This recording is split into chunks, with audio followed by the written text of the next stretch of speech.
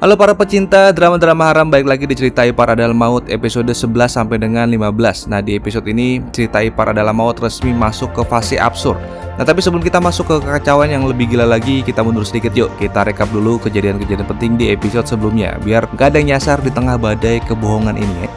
Nah, bayangin aja bangun tidur dengan keringat dingin, jantung mau copot, napas masih ngos-ngosan karena di mimpi lo ketahuan selingkuh sama ipar sendiri. Nah, itulah yang dialamin sama Aris.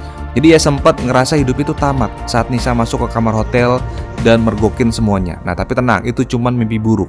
Dan di sisi lain, Rani nggak kalah licin. Bukan cuman main perasaan nih orang sekarang ya. Sekarang dia udah naik level. Dari hasil diskusi ilmiah ala tongkrongan kampus, lahirlah ide jenius sekalian absurd. Selingkuh pakai aplikasi kalkulator. Iya, kalkulator. Yang biasa buat ngitung IPK sekarang dipakai buat nyembunyiin dosa. Aman katanya, nggak bakal ketahuan katanya. Nah, sementara itu kata-kata Mbak Roma masih terus terngiang banget di kepalanya Aris, kayak backsound horor yang diputar berulang-ulang. Aku nggak buta, Aris. Kalimat sederhana tapi sukses bikin Aris ini paranoid. Dan bener aja, di tengah malam saat dunia lagi tidur nyenyak, Nisa mulai bergerak. Bukan buat stalking mantan, tapi buat cari bukti. HP-nya Aris dibuka satu persatu, jejak digital disisir. Nah, sampai akhirnya Nisa menemukan mutasi rekening. Dan dari sinilah semua kecurigaan yang selama ini cuma disimpan di hati pelan-pelan mulai berubah jadi kepingan kenyataan. Nah, itulah tadi beberapa momen penting pada episode sebelumnya. Nah, sekarang kita mari masuk ke episode 11 sampai dengan 15 tuh, langsung 5 episode. Langsung aja kita mulai ceritanya. Yuk. Nah, setelah kemarin nemuin bukti-bukti jejak mutasi rekening, besok harinya di saat pagi-pagi rumah Aris dan Nisa terlihat seperti keluarga kecil yang baik-baik saja. Nisa dan Aris sibuk merencanakan ulang tahun raya, mau ngapain gitu ya mereka ya. Dan rencana mereka ini akan bikin kejutan. Bahkan saat itu Aris juga izin dengan nada santai, katanya malam nanti mungkin dia bakal pulang telat lagi karena ada urusan kampus. Ya, Nisa sih cuman ngangguk-ngangguk aja, tapi di kepalanya bukan cuman mikirin balon dan kue. Ada hal lain yang di dalam kepalanya Nisa ini jauh lebih berat dari sekedar lilin ulang tahun. Nah, sampai di kampus Aris mendapati pemandangan yang cukup bikin dada panas ya, tapi pura-pura adem dia. Rani turun dari motor Yusuf. Kemarin kan Aris masih dingin-dinginan sama Rani ya, masih marah-marahan, masih drama. Rani sengaja kelihatan santai gitu ya, senyumnya dibuat pas gitu ya, gesturnya dibuat jelas seolah-olah mau bilang, lihat nih gue baik-baik aja tanpa lo gitu ya. Nah, tapi Aris memilih jurus aman, pura-pura cuek, sambil jalan lurus ke kelas. Nah, di saat yang bersamaan tanpa aba-aba, tanpa chat, tanpa emoticon, Nisa muncul di kampus. Alasannya sih sederhana dan terdengar manis, mau nganter makanan. Nah, kebetulan saat itu Aris lagi ngisi seminar di kelas lain dan justru itulah celahnya. Nisa masuk ke ruang dosen, berdiri di depan mejanya Aris dan mulai melakukan hal yang selama ini dia tahan-tahan. Mencari kebenaran, mencari bukti. Satu persatu berkas dicek sampai matanya berhenti di jadwal mengajar. Nah, di situ senyum Nisa perlahan menghilang. Rupanya jadwal di meja Aris tidak sama dengan jadwal yang selama ini Aris berikan ke dia gitu ya. Ada hari kosong yang katanya mengajar. Ada jam mengajar yang ternyata tidak pernah ada. Dan dari situlah satu kesimpulan pahit muncul. Aris bukan cuma bohong, tapi rapi. Nisa belum berhenti, ia lanjut membuka riwayat kunjungan Aris. Dan di sanalah nama-nama hotel bermunculan. Bukan cuma satu, bukan dua, jamnya juga aneh, harinya janggal. Nisa mencoba menenangkan diri, bahkan sampai mengecek apakah di jam-jam itu ada seminar, apakah ada pameran atau acara kampus, tapi nihil. Tidak ada acara apapun. Yang ada cuma satu pertanyaan besar yang makin menyesakkan dada. Ngapain Aris ke hotel? Nah, sementara itu di tempat lain, Rani ngambek ya, kemarin seharian dicuekin sama Aris. Bikin emosinya naik turun. Nah, saat akhirnya mereka sempat berbicara juga pada saat pulang gitu ya. Nah, Aris malah cerita soal mimpi buruknya kemarin. Tentang ketahuan selingkuh sama Nisa ya. Aris merasa mimpinya itu terasa terlalu nyata. Rani cuma tertawa kecil, mencoba menenangkan. Nah, saat sore menjelang malam Aris pulang dan mendapati rumah kosong. Nggak ada Nisa. Nggak ada suara, hanya ada satu pesan yang bikin jantungnya deg-degan. Karena berapa waktu sebelumnya Nisa sempat chat ke Aris nih, nanti malam aku mau ngomong hal serius. Kalimat sederhana tapi cukup buat Aris nih mikir-mikir kemana-mana. Keringat dingin dan semua skenario terburuk berputar di kepalanya Aris. Nah, saat Nisa akhirnya pulang, suasana terasa tegang. Aris nungguin mau ngomong apa nih istri gue nih. Dia nebak-nebak, menahan napas. Nah, tapi yang keluar dari mulutnya Nisa justru tentang ulang tahun raya, tentang kue, tentang rencana kecil, tentang keluarga. Dan di titik itu Aris langsung lega. Alhamdulillah, gue kira semuanya udah ketahuan. Pada saat itu Nisa sedang pura-pura nggak tahu apa-apa ya tentang temuan dia, lokasi-lokasi hotel yang dikunjungin Aris. Dia pura-pura nggak tahu aja lah malam itu. Bukan karena si Nisa bodoh, tapi saat sebelum dia pulang, dia dapat saran dari Manda yang masih terngiang jelas. Ya udah, lu jangan konfrontasi dulu sebelum semua buktinya lengkap gitu ya. Nah, besok harinya Nisa ngambil keputusan bahwa mereka akan merayakan ulang tahun raya di toko Legi Roti. Bukan karena tempatnya familiar, tapi karena di sanalah si Nisa bisa mengamati semuanya dengan jelas. Nah, sebelum acara pagi itu, Aris terlihat sibuk. Ia berencana ingin mengurus acara dari pagi. Ia mondar-mandir seperti ayah siaga. Nah, sampai akhirnya pagi itu ia minta Rani lebih baik berangkat ke kampus naik ojek online aja, jangan barengan gitu ya. Sebenarnya dalam hatinya alasannya sederhana. Aris ingin fokus dulu ke acara. Nah, tapi justru dari hal kecil seperti itulah jarak antara Aris dan Rani itu mulai terasa. Nah, di sisi lain, Yusuf dan Hadi sedang dalam mode paling percaya diri ya. Jadi diceritakan ibunya mereka ini datang dari kampung. Suasana rumah itu terasa hangat. Yusuf dengan bangga dia bilang ke ibunya kalau ia sedang dekat dengan Rani. Bahkan dengan penuh keyakinan, ia berjanji akan mengenalkan Rani langsung di acara ulang tahun raya. Sebuah janji yang ia ucapkan tanpa tahu betapa rapuh posisi dirinya di cerita ini. Nah, singkat cerita, acara ulang tahun pun dimulai. Semua terlihat sempurna. Tawa, doa, kue, dan ucapan selamat memenuhi ruangannya. Nah, di depan orang-orang Aris memuji Nisa setinggi langit, memamerkan betapa harmonisnya rumah tangga mereka. Nah, tapi justru disitulah Rani merasa dadanya sesak. Pujian itu terdengar seperti tamparan halus, bukan karena Nisa dipuji, tapi karena dia tahu semuanya itu palsu. Nah, kemudian Erwin, suaminya Manda, tiba-tiba datang membawa kado untuk Raya. Dia sempat bilang ingin bicara sama Manda, ingin menjelaskan, ingin klarifikasi. Nah, tapi Manda justru udah keburu kecewa karena merasa pengkhianatan itu tidak selalu menunggu klarifikasi. Nah, tapi suasana tetap hangat, tapi Rani terlihat kosong, senyumannya seperti dipaksakan. Hadi memperkenalkan Dewi ke ibunya dengan penuh bangga, sementara Yusuf mencoba mengenalkan Rani juga. Rani hanya tersenyum sopan, tapi matanya seperti tidak benar-benar ada di sana. Nah, setelah acara selesai dan semua pulang, Nisa masih belum bisa menyingkirkan kekecewaannya. Ada pertanyaan besar yang belum terjawab. Ada keyakinan yang belum runtuh. Gambaran Aris tidur dengan wanita lain kembali muncul di kepalanya Nisa. Kemudian Nisa masuk ke kamar mandi, menutup pintu dan nangis tanpa suara karena tidak semua luka butuh saksi. Nah, keesokan paginya, Rani izin berangkat ke kampus sendirian. Tidak ada sarapan bersama, tidak ada obrolan kecil. Aris heran, bertanya-tanya. Mungkin karena kemarin seharian Rani merasa diabaikan. Nah, di toko Legi Roti, Manda justru menangkap sesuatu yang lain. Nah, sikap Aris yang terlalu manis di acara ulang tahun tuh terasa seperti kayak lagi pembuktian gitu ya. Seolah Aris ini ingin menunjukkan bahwa ia adalah suami sempurna. Dan bagi Manda itu justru sinyal bahaya. Artinya Aris sadar bahwa saat itu ia sedang dicurigain. Nah, di detik itu Nisa mengambil keputusan, ia tidak akan menunggu lagi. Karena ia akan membuat skenario, ia akan pura-pura keluar kota ke Bandung gitu ya. Dengan alasan ingin bisnis Legi Roti. Nah, tapi sebenarnya ia ingin menjebak Aris, melihat kemana Aris pergi saat merasa aman gitu ya. Nah, malam harinya rencana mulai disusun rapi. Nisa izin dadakan ke Aris. Ia rencana besok mau ke Bandung. Aris mengangguk tenang. Nah, besoknya setelah mengantar Raya, Aris justru langsung mengajak Rani check-in. Rani senang, berseri-seri. Ia pikir akhirnya mereka bisa bebas lagi. Nah, Aris dan Rani janjian di parkiran hotel. Tidak mereka sadari, Nisa memantau semua pergerakan Aris lewat GPS yang sudah lama terhubung ke ponselnya Aris. Nah, Nisa mengikuti arah mobil itu. Setiap belokan, setiap berhenti. Sampai akhirnya titik itu berhenti di satu lokasi yang paling ia takutin.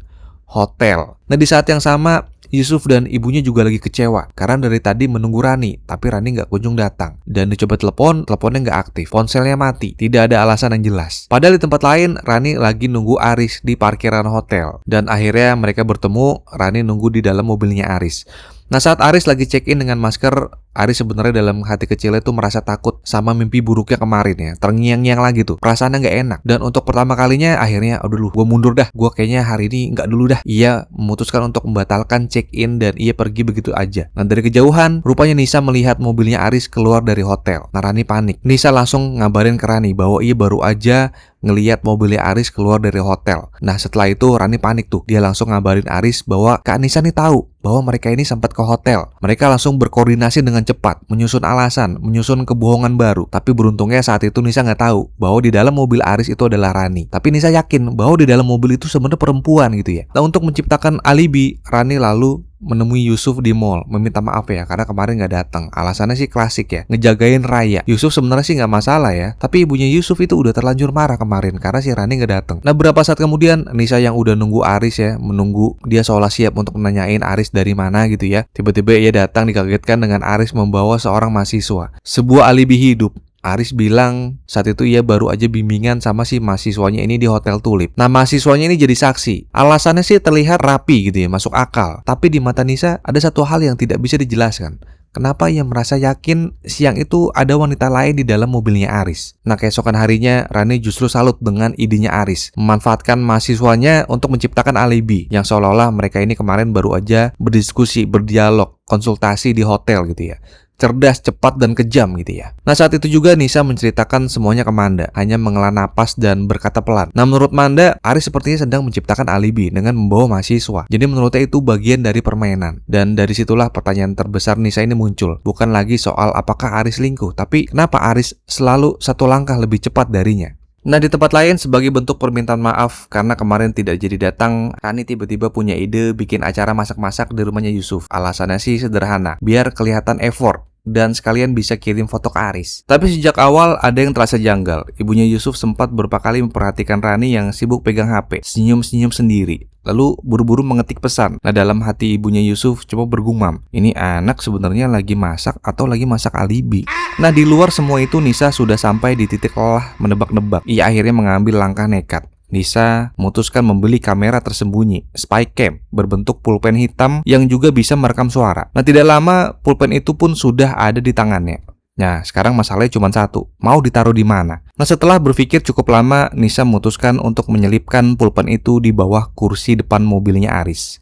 Tempat yang menurutnya aman, jarang diperiksa dan paling dekat dengan sumber masalah. Nah keesokan paginya Aris dan Rani pergi bareng seperti biasa. Mereka ngobrol mesra di mobil, bercanda kecil. Suara mereka ini terekam jelas. Tanpa mereka sadari di bawah kursi ada pulpen yang diam-diam merekam semuanya. Nah tapi nasib memang kadang kejam ke orang yang sedang berharap. Pulpen itu justru diambil sama Raya yang tanpa sengaja melihat benda hitam di bawah kursi ayahnya dan mengira itu cuma pulpen biasa. Nah malam harinya Nisa diam-diam ke mobil Aris, berniat mengambil spy cam. Jantungnya langsung jatuh ketika pulpen itu tidak ada. Hilang, kemana spy camnya? Padahal kalau aja pulpen itu tidak diambil sama Raya, malam itu juga semua obrolan mesra Aris dan Rani udah terbongkar. Nah besoknya Nisa makin kepikiran. Ia cerita ke Manda. Ia heran, bagaimana mungkin pulpen itu hilang, padahal ia tidak memberitahu siapapun soal rencananya. Nah Rani yang kebetulan banget nih orang berada di sana, tanpa sengaja mendengar percakapan itu. Seketika wajahnya berubah, panik pasti, tangannya gemeter. Dia langsung telepon Aris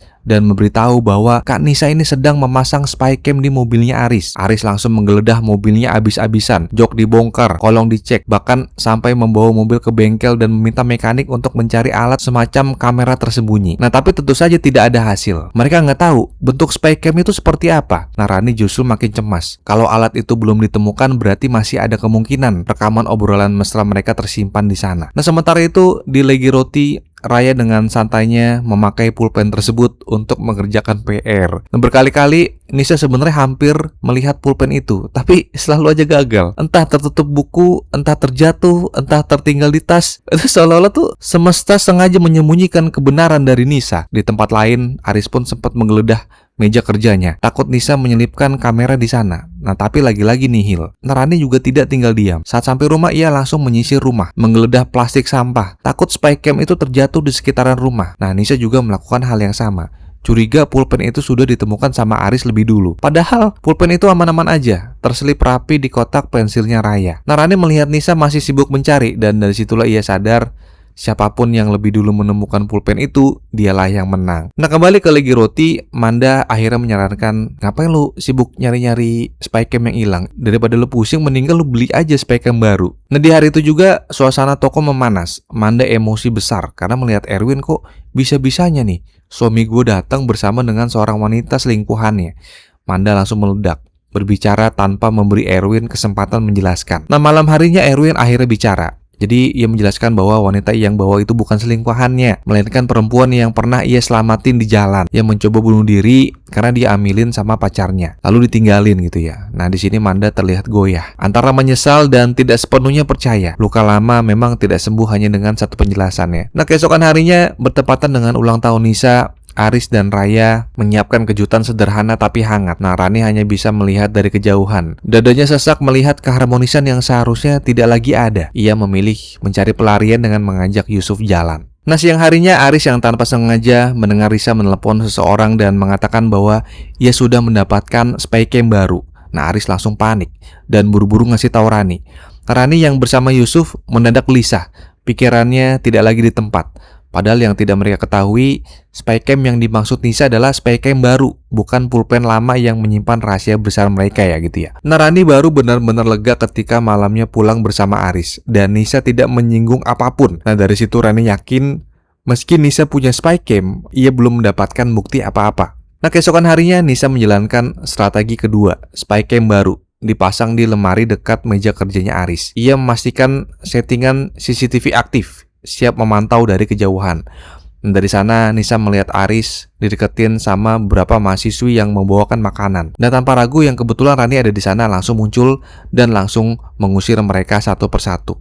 Nah dari layar Nisa justru merasa bangga. Ia melihat Rani sebagai adik yang setia, menjaga suaminya dari godaan wanita lain. Ironi yang nyaris kejam. Nah malamnya Rani menonton bersama Yusuf sebagai pelarian karena sedang menjaga jarak dengan Aris. Pulang larut malam dengan tawa yang dipaksakan. Nah tapi hubungan terlarang itu tidak benar-benar berhenti. Nah di sela-sela waktu, Aris dan Rani masih mencuri kesempatan.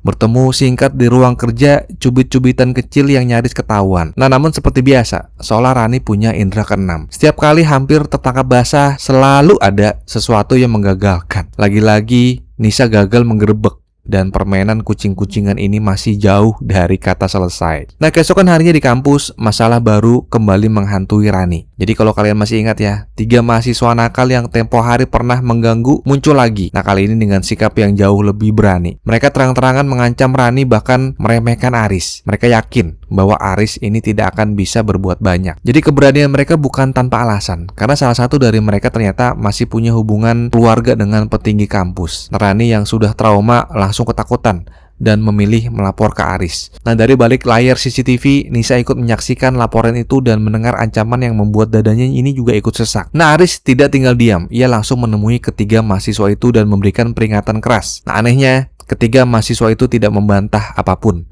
tidak membela diri, hanya diam lalu pergi begitu aja. Sikap mereka justru membuat Aris merasa ada sesuatu yang lebih besar dari yang mereka siapkan. Nah di malam yang sama, kejutan datang dari rumah Manda. Ia dikejutkan dengan kehadiran seorang wanita dan bayi yang sudah berada di dalam rumahnya. Erwin yang membawa mereka masuk dengan wajah seolah penuh tanggung jawab bahwa wanita itu bukan selingkuhannya, melainkan perempuan yang pernah ia selamatkan dari percobaan bunuh diri. Nah kali ini Erwin meminta izin agar wanita dan bayinya ini tinggal sementara di sana. Nah hati Manda berpikir buruk, namun kini ia memilih percaya. Nah sementara itu di waktu yang hampir bersamaan, Nisa secara tidak sengaja melihat sesuatu yang membuat bulu kuduknya berdiri. Nah dari pantauan CCTV di ruang dosen, ia melihat 3 mahasiswa nakal yang kemarin itu masuk diam-diam dan berhasil mengambil kunci jawaban ujian. Nah dari percakapan mereka, Nisa mendengar adanya rencana buruk yang jauh lebih kejam. Jadi kunci jawaban itu rupanya akan disebar ke mahasiswa lain.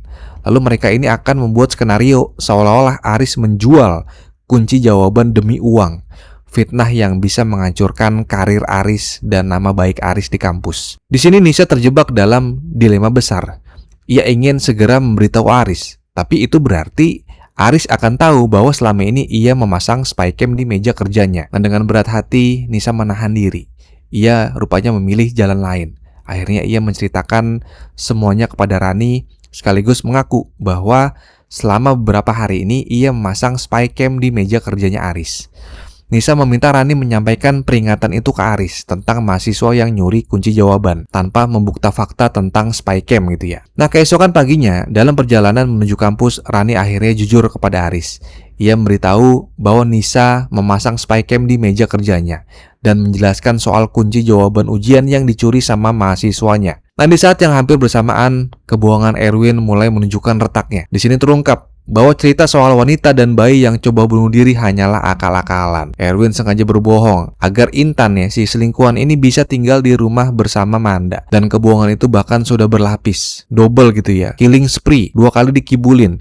Nah tapi sayangnya Manda masih memilih percaya. Ia terlalu lelah untuk curiga lagi sepertinya. Nah di kampus Aris bergerak cepat bersama Pak Junaidi dan Pak Hadi. Ia berhasil memergoki ketiga mahasiswa tersebut saat sedang menjual kunci jawaban ke mahasiswa lain. Tidak ada lagi ruangan untuk mengelak. Pak Junaidi tanpa ragu menjatuhkan sanksi DO kepada mereka bertiga. Nah malam harinya saat Aris sedang bermain dengan Raya di kamar, sebuah pulpen hitam tiba-tiba terjatuh dari bawah kasur. Aris tidak menyadari apa itu sebenarnya. Dan tanpa curiga, pulpen itu tersapu dan justru masuk lebih dalam ke kolong kasur. Pulpen yang sama, pulpen yang menyimpan rahasia besar kembali luput dari perhatian. Nah di tempat lain, Manda yang sudah terbuai sama kebohongan Erwin, ia menelepon Nisa.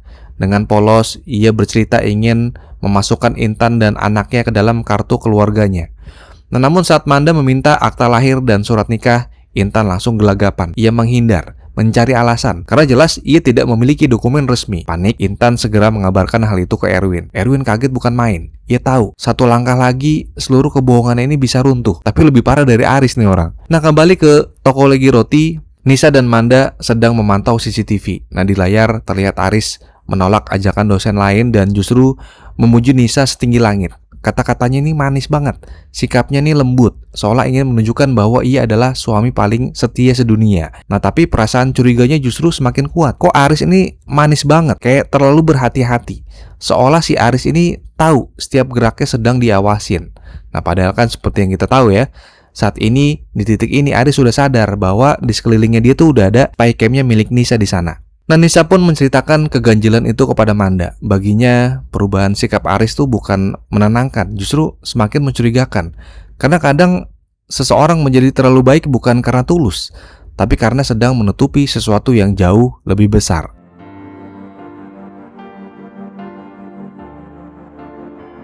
Nah itulah tadi ya episode 11 sampai dengan 15 cerita ipar adalah maut yang makin panas dan makin berlapis. Nisa mulai bergerak diam-diam, pura-pura tenang di depan Aris, tapi di belakang ia menyusun strategi. Dari perbedaan jadwal mengajar, riwayat hotel yang mencurigakan, sampai ide nekat memasang spycam, semua jadi bukti awal bahwa kecurigaan itu bukan sekedar perasaan. Nah sayangnya, langkah Nisa selalu seperti selangkah di belakang. Spycam pertama justru hilang dan berpindah tangan tanpa ia sadari. Pulpen spycam, benda kecil, hitam, polos, tapi dampaknya bikin penonton pengen teriak ke layar. Sebagai penonton, di titik ini rasanya pengen teriak. Nisa itu buktinya udah lewat di depan mata, tinggal ambil. Tapi tidak semudah itu Ferguson. Setiap kali Nisa hampir melihat pulpen itu, entah di meja, di buku, di sekitar Raya, selalu gagal. Timingnya itu luar biasa. Kayak pulpen itu punya kemampuan menghindar mode level dewa gitu ya. Nah di sisi lain, Rani makin berani dan agresif. Ia bukan cuma menyusun alibi dengan Yusuf, tapi juga jadi otak berbagai skenario untuk melindungi